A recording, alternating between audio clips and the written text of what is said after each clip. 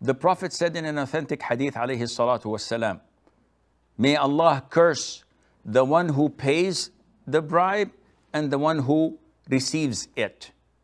لَعَنَ اللَّهُ الرَّاشِيَ وَالْمُرْتَشِي. It's an authentic hadith, no doubt about it. And it is totally prohibited to deal with it. If you look at a society, if you look at a country that bribery is widely spread in it, you will find it one of the worst countries in the world. You will find it at the very bottom of the scale of the civilized countries. And this is obvious. You go to some countries and nothing goes through without bribing. You bribe the officials, you bribe the judges, you bribe the police, you bribe the governor, you bribe everyone. And anyone who holds a public office becomes rich within a couple of weeks because of this. So bribery is an epidemic that destroys the community. Now, my question is, if I am forced to do it, what do you mean you're forced to do it? He says, there is a tender that people are bidding to get for constructing a building for the government. If I do not pay a bribe, I may not get a chance to join in. Well, this is not a necessity.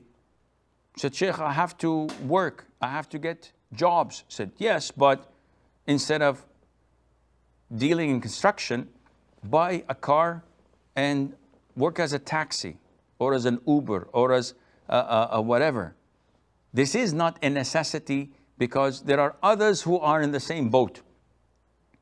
And what you're doing is you are taking someone's share because of the bribe you're giving. So the higher the bribe is, the more possibility of you getting the job.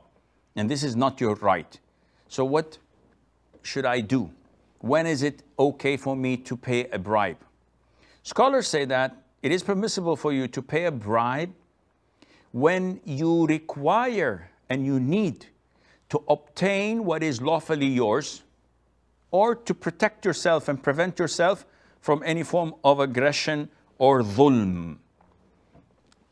For example, I bought a car from Europe, I shipped it to my country, all the paperworks are okay, and the law has been followed. When the, what do you call a customs officer. When the customs officer came, he looked in the papers and said, you have to ship your car back again. Why? It doesn't fall under the categories permitted to enter. Show me something. I won't show you anything. I went to his boss. His boss is as corrupt as he is. If you don't pay us so much money, we will not get the car in. This is my car. I paid my own money. I did not break any laws. What to do? Scholars say in this case, give them the bribe. It is haram for them. They will eat equivalent amount of it in hellfire through their stomachs without any doubt.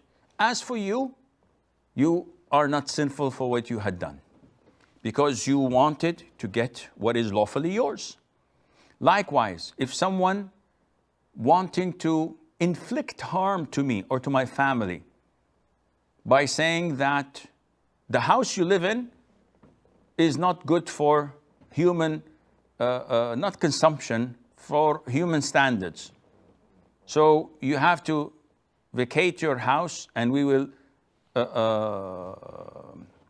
destroy it and demolish it, and you can build some other house on the land. I said, why? The guy says, because I said so. What are you going to do about it? You go to the governor, you go to the officials, and no one is listening to you. You say, you have to follow the law. But the law is doing injustice to me. There's nothing wrong in the house. He said, well, he's the one in charge. So it's obvious that he wants harm for me. And I cannot repel and push back this harm without giving him a bribe. Islam says, give him the bribe, and he will consume it in hellfire on the day of judgment.